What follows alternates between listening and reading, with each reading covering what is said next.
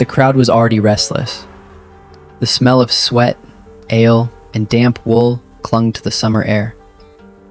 From the streets of London, thousands had poured into Smithfield Market, not for a feast or fair, but for a spectacle. The brutal end of a man they had been told was a traitor.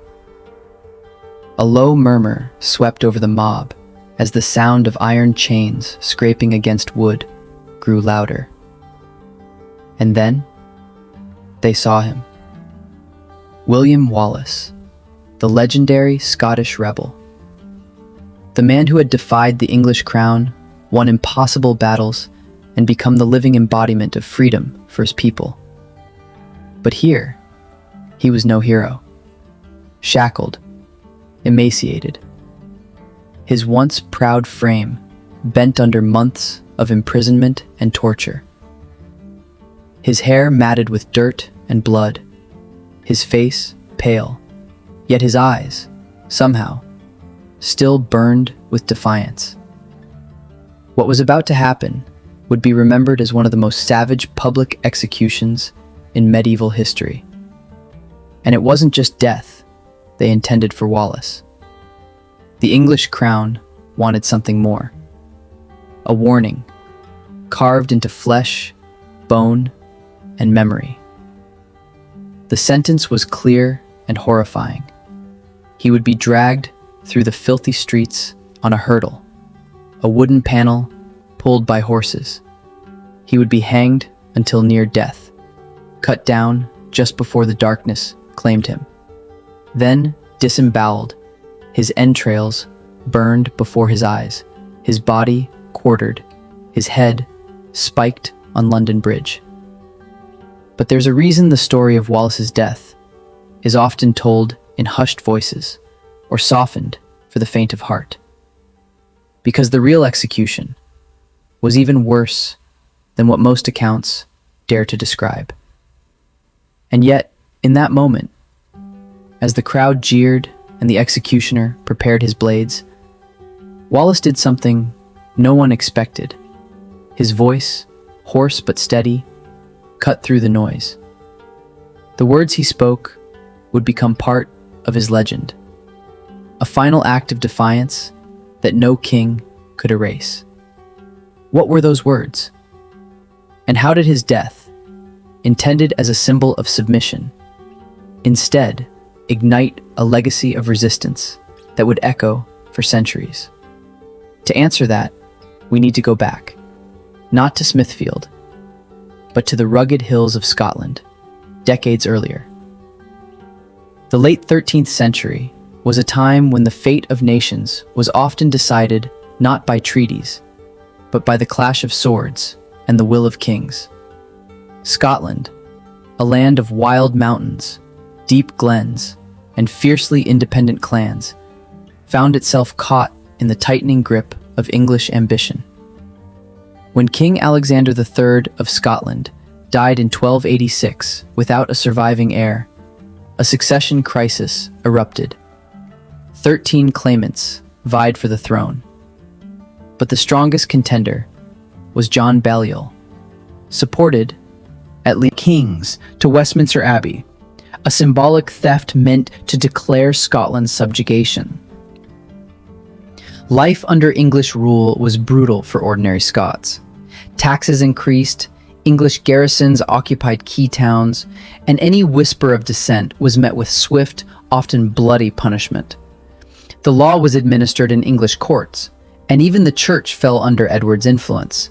For many Scots, this wasn't just political oppression, it was a slow erasure of their identity. It was in this turbulent landscape that William Wallace emerged. The exact details of his early life are shrouded in legend. Some say he was the son of a minor noble, others claim he was a commoner who simply could not bear to live under English chains. What is certain is that by 1297, Wallace had become a thorn in Edward's side, leading daring raids against English forces, striking with speed and vanishing into the hills before retaliation could arrive. That same year, Wallace and Andrew Moray won a shocking victory at the Battle of Stirling Bridge.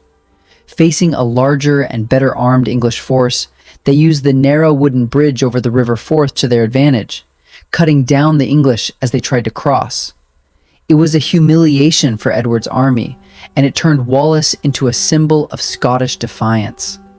For a brief time, he served as guardian of Scotland in the name of the deposed King John Balliol. But the war was far from over. In 1298, Edward personally led an army north and crushed the Scots at the Battle of Falkirk, where English longbowmen tore through Scottish lines. Wallace resigned as guardian, yet continued to fight, a fugitive, always moving, relying on the loyalty of those who believed in the dream of a free Scotland. By 1305, Betrayal closed in.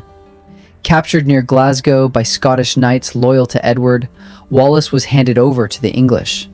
He was taken to London, a city far from his homeland, where crowds gathered to see the infamous outlaw who had dared to challenge the might of England. It's important to understand, medieval executions were not just punishments. They were theater, public demonstrations of the crown's absolute power. For Edward, Wallace's death would be the ultimate performance, a message to every Scot who still dared to dream of freedom. But Edward underestimated the power of martyrdom. Because what happened on August 23rd, 1305, would turn Wallace from a rebel into a legend, and ensure that his name would be spoken in defiance for centuries to come. When history meets myth, the lines blur, and in the case of William Wallace, they blur almost completely. The official English records painted him as a murderous outlaw, a bandit who deserved no mercy. But in Scotland, his legend grew with every telling, shaped as much by folk memory as by fact. One of the earliest and most influential sources of these tales came more than a century after his death. The Wallace, an epic poem by Blind Harry, a minstrel. Verses became Scotland's unofficial national story. Blind Harry's account mixed documented events with feats so grand they seemed lifted from the pages of a chivalric romance. In his verses, Wallace was not merely a guerrilla leader. He was an unstoppable giant. A man capable of cutting down dozens of English soldiers in a single battle. A cunning strategist who outwitted armies many times his size. According to these stories, Wallace's rebellion began after a deeply personal insult. One legend claims that an English soldier assaulted Wallace's wife, Marion Braveheart, or even killed her, prompting Wallace to strike back in a fit of vengeance that ignited a national uprising. The truth of Marion's existence is debated by historians. Yet the image of Wallace as a grieving husband turned avenger was powerful, searing itself into Scotland's collective memory. Other tales speak of his unmatched skill with weapons. One story describes him wielding a massive sword so heavy that no other man could lift it. The famed Wallace sword, which is still displayed today in Stirling, though experts doubt it is truly his. There are also accounts of him disguising himself to slip past English patrols, sometimes as a humble farmer, other times as a wandering friar, always ready to strike when his enemies least expected. But perhaps the most enduring legend surrounds his capture. Official records state he was betrayed by John de Menteith, a Scottish knight loyal to Edward. Yet folk versions paint the betrayal as a Judas-like act, sometimes claiming Wallace had been promised safe passage or protection, only to be seized in the dead of night. In these stories, treachery, not defeat, brought him to the gates of London. Then there are the whispered accounts of his final words. English chronicles do not record them, but Scottish tradition insists he used his last moments to denounce Edward as a tyrant and to proclaim Scotland's right to freedom. Some say he shouted freedom with his dying breath. Others claim he recited a prayer for his homeland, turning his execution into an act of spiritual resistance. Over time, the brutality of his death became exaggerated in popular imagination, not to downplay the horror of the real thing, but to make it even more nightmarish.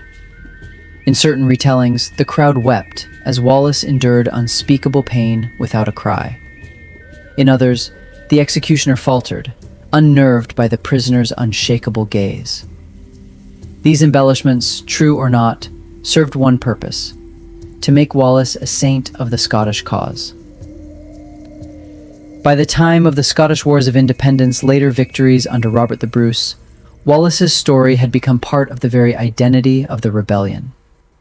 Songs were sung of him in taverns, mothers told his story to their children as a lesson in courage, and centuries later, even Hollywood would embrace the myth, turning him into a symbol not just of Scotland, but of defiance. Everywhere. But while the legends inspire, they also obscure. To understand the full measure of Wallace's execution, and why it remains one of the most infamous in history, we have to leave the realm of poetry and face the grim record of what truly happened on that August day in 1305. The romantic verses of Blind Harry made Wallace larger than life. But to uncover the truth of his final hours, we must turn to the cold, impersonal records of English justice. These are not tales told by firesides. They have fragments preserved in royal archives, legal writs, and the meticulous accounts of chroniclers who served the crown. Wallace's trial took place in Westminster Hall on August 23, 1305. The outcome was never in doubt. This was not a fair hearing, but a political ritual. He was accused of treason against Edward I, of killing civilians, of waging war without royal sanction. Wallace's defense was striking. He denied the charge of treason outright, stating he had never sworn allegiance to Edward, and therefore could not betray him. In his mind, and in the eyes of many Scots, he was no traitor. He was a prisoner of war. Yet Edward's court saw it differently. The sentence was already prepared, and it was among the most severe available under medieval law: to be hanged, drawn, and quartered, a punishment reserved for the worst kind of offenders. The records describe it with chilling brevity. William Wallace is to be drawn from the Tower of London to the gallows at Smithfield, hanged until half dead, cut down, his entrails removed and burned, his body quartered, his head set upon London Bridge, his quarters sent to the cities of Newcastle, Berwick, Stirling, and Perth. Those dry lines conceal a scene of almost unimaginable cruelty. The drawing at dawn, Wallace was stripped to his tunic, shackled, and tied to a hurdle, a wooden frame dragged behind two horses. The journey from the Tower to Smithfield was nearly 2 miles through crowded London streets. Mud, filth, and refuse caked the path. Stones and garbage were thrown by some in the crowd, while others, perhaps secretly sympathetic, stood in silent witness. The dragging was deliberate humiliation, a way to display the prisoner as powerless before the might of the king. The hanging at Smithfield, a gallows had been prepared. Wallace was hoisted by the neck until unconsciousness began to creep in, but before death could take him, the rope was cut. Medieval sources suggest this was to ensure he remained alive for what followed, making the agony greater. The dismemberment. Still breathing, Wallace was laid out on a table. The executioner opened his abdomen, pulling out his entrails and organs. These were burned in a brazier before his fading eyes. This was not just execution. It was the destruction of the body as a message, meant to obliterate any notion of heroism. The beheading and quartering. Finally, Wallace's head was severed. His body was cut into 4 parts. Each quarter was salted to slow decay and sent to major towns across England and Scotland, a grim warning nailed above city gates. This is what happens to those who defy the king. English chronicler Walter of Gisborough recorded the event in matter-of-fact terms, but later Scottish accounts described the crowd's reaction differently. Some claim there was an uneasy silence, even among English onlookers, at the sheer brutality. Others suggest that certain in the crowd shouted blessings for Wallace as he died. An unusual detail. One lesser-known piece of evidence comes from the Chronica Majora and legal payment rolls. The crown paid several shillings to the men who carried out the quartering and transport of Wallace's remains. These receipts, mundane financial records, are among the last hard proofs of Wallace's physical existence. The London Bridge display. Wallace's head was placed on a pike atop London Bridge, visible to all who entered the city. In an era when such displays were common, his head would have stood out, the head of the most notorious rebel Edward I had faced. The quarters sent to the north were meant to terrorize the Scottish population, but in some towns, whispers of defiance accompanied the grisly remains. The documents from 1305 do not dwell on Wallace's demeanor, yet Scottish oral tradition insists he faced his death with composure, refusing to beg for mercy. Whether fact or legend, that image, a man unbroken in the face of unimaginable suffering, would become the cornerstone of his martyrdom. From the sterile parchment of English records to the impassioned accounts of Scottish chroniclers, the truth is clear. Wallace's execution was no mere killing. It was a calculated act of psychological warfare, designed to crush the spirit of a nation. But in a bitter twist, it would have the opposite effect. Instead of extinguishing the fight for Scottish independence, it fanned the flames, and in the years to come, Edward's kingdom would learn that some deaths are too powerful to silence. History often deals in certainties, names, dates, outcomes, but around the death of William Wallace, there lingers a strange haze of unsettling details, unexplained reports, and eerie coincidences. Some of them come from chronicles written decades later, others from oral tradition that persisted in the Scottish lowlands and highlands for centuries. The silence at Smithfield. Multiple Scottish accounts, including later adaptations of Blind Harry's poem, insist that when the executioner began the most gruesome parts of Wallace's sentence, the jeers of the crowd died away. It was not unusual for medieval crowds to cheer during public executions, even relish the spectacle. Yet in these stories, a strange stillness is said to have fallen over the thousands in attendance, broken only by the crackle of the brazier and the clink of the executioner's tools. Some interpreters see this as a psychological moment, horror exceeding even the public's appetite for cruelty. But to others, it felt almost supernatural, as if a collective unease had descended on the square. Scottish legend maintains that throughout the torture, Wallace kept his eyes open and fixed on the crowd or the executioner, never flinching, never pleading. One version claims that when his entrails were burned before him, he whispered a prayer in Gaelic, a final act of defiance. English records make no mention of such a moment, but the persistence of this detail in Scottish memory suggests it served as a symbolic anchor. The body may be broken, but the spirit remains intact. Several folk accounts mention that the day of the execution began with clear summer skies. But as Wallace's life ebbed away, clouds gathered and an unexpected storm broke over London. Rain pelted the square and thunder rolled, an event later remembered in ballads as the sky weeping for Scotland. Meteorological records from the time are non-existent, making this impossible to verify. Yet such weather omens were common in medieval storytelling, seen as divine commentary on human events. One of the most unsettling legends is what happened after Wallace's head was set upon London Bridge. In the weeks that followed, travelers claimed that ravens gathered unusually on the bridge's parapets, often circling above the pike. Some swore the birds did not touch the head, almost as if they avoided it, while others whispered that they saw one raven perch beside it daily, calling at dawn. In medieval superstition, ravens were messengers between the living and the dead, a detail that lent itself easily to the idea of Wallace's enduring presence. Reports from Berwick and Stirling, two of the towns where Wallace's severed limbs were sent, tell of locals claiming that the remains seemed to shift overnight, even when nailed high above gates. In some stories, guards posted to watch over the gates swore that the limbs appeared to have turned slightly, as though pointing south toward England. Historians generally dismiss these tales as symbolic inventions, but they became part of the oral record, a dark hint that Wallace's spirit still sought vengeance. A particularly haunting claim comes from the Scottish chronicler John of Fordun, writing decades later. He recounts that before Wallace's capture, an elderly hermit in the Highlands supposedly told him, "You will not die in battle, nor in peace, but in the belly of the beast." At the time, the phrase was cryptic. Only after his execution, with his entrails burned before his eyes, did the prophecy seem chillingly literal. Within years of his death, there were stories of travelers in the Scottish borders, meeting a tall man who resembled Wallace, clad in a cloak, offering directions or guidance before vanishing.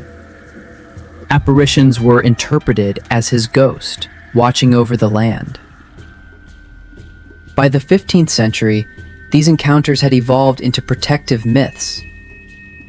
Wallace would appear to lost Scots, warning them of danger or helping them find shelter. An executioner's fate. A final curious detail survives in Scottish oral history. The belief that the man who carried out Wallace's execution met a violent end himself within a year, stabbed during a brawl in London. No English record confirms this, but the tale fits a familiar pattern. The executioner of a martyr is cursed, unable to escape divine justice. Whether these phenomena were supernatural or simply the product of human imagination, they added layers of mystery to Wallace's death. And in a world where omens, curses, and divine signs shaped how people understood events, these stories ensured that his execution would never be remembered as just another hanging. What Edward I intended as a public obliteration of Wallace's legacy instead became the seedbed for something stranger and more enduring. A sense that his death had unsettled the natural order, and that his presence could not be erased by steel or fire. More than 7 centuries have passed since William Wallace's death, yet his shadow still falls long across Scotland and beyond. What began as the violent suppression of a rebellion has transformed into a story of resistance, identity, and cultural pride. A national symbol. In Scotland, Wallace's name became synonymous with the struggle for independence. Ballads and poems kept his memory alive through the centuries, often blending fact with stirring fiction. The Wallace Monument, erected near Stirling in the 19th century, stands as one of the country's most recognizable landmarks. Rising 220 feet above Abbey Craig, it commemorates his victory at the Battle of Stirling Bridge and offers visitors a panoramic view of the land he fought to free. Every year, thousands climb its spiral staircase, and at the top, they can see the Wallace sword, a massive two-handed weapon over 5 feet long. Whether or not it truly belonged to him, it serves as a tangible link to the legend. Political echoes. Wallace's defiance continues to resonate in modern Scottish politics. During debates over devolution and independence referendums, his image and words are frequently invoked as a reminder of Scotland's right to self-determination. Even his most famous and possibly apocryphal cry of freedom has become a rallying call in political speeches, banners, and public demonstrations. In popular culture, the global revival of Wallace's story owes much to cinema, particularly the 1995 film Braveheart. Mel Gibson's portrayal, though criticized for historical inaccuracies, reintroduced Wallace to millions, painting him as a romantic freedom fighter with unbreakable courage. Point out that the real Wallace's life was even more complex, and his execution more horrifying than Hollywood dared to show. In some ways, the sanitized versions have diluted the raw brutality of his fate, but they have also ensured that his name remains in public consciousness. Tourism and heritage, Wallace-related sites are staples of Scottish tourism. The Wallace Monument in Stirling, the site of the Battle of Stirling Bridge, and even the supposed locations of his capture draw visitors. Museums curate exhibitions that blend archaeological artifacts with multimedia retellings, ensuring the legend appeals to both history enthusiasts and casual travelers. Beyond politics and tourism, Wallace's story has inspired countless works of art, music, and literature. Folk musicians still perform centuries-old ballads in his honor. Contemporary poets reinterpret his defiance for modern audiences. Even sports teams have adopted his image to embody fighting spirit and perseverance. Ultimately, Wallace's true legacy is not just the man, but the idea he came to represent. That the will to resist oppression can outlive even the most brutal attempts to crush it. Edward I sought to make an example of him, to erase him from Scotland's future. Instead, the execution at Smithfield ensured that his name would become immortal. In this way, Wallace exists on two timelines: the historical man who fought and died in the early 1300s, and the enduring symbol whose meaning continues to shift with each new generation. William Wallace's death was meant to be the ultimate act of erasure, a brutal warning to anyone who dared to challenge the might of the English crown. Dragged through the streets, half-hanged, disemboweled, beheaded, and quartered, his body was scattered to the winds. By all logic, that should have been the end of his story. But history rarely obeys the plans of kings. Instead of being forgotten, Wallace's name burned itself deeper into Scotland's memory. Instead of crushing the dream of independence, his death gave it a martyr. And instead of silence, the execution at Smithfield sparked centuries of storytelling. From whispered folk tales to Hollywood epics, each adding new layers to the legend. Even now, over 700 years later, we find ourselves drawn back to that August day in 1305, imagining the defiant man standing before his executioners. Was he terrified? Was he in pain beyond comprehension? Or had he already accepted that his death would serve a greater purpose? We will never truly know his last thoughts, but perhaps that's the point. The mystery allows Wallace to be more than just one man. He is a mirror for our own ideas of courage, sacrifice, and freedom. For some, he is the perfect hero, sake of freedom. Your turn. Do you think Wallace's death was a tragic waste of life, or an act that achieved more in death than he ever could have in life? Share your thoughts in the comments below. If you found this journey into the darker corners of history compelling, don't forget to like this video, subscribe to Hidden History Vault, and ring the bell so you never miss our next exploration into the past's most haunting mysteries. Because, as Wallace's story proves, sometimes the past refuses to stay buried.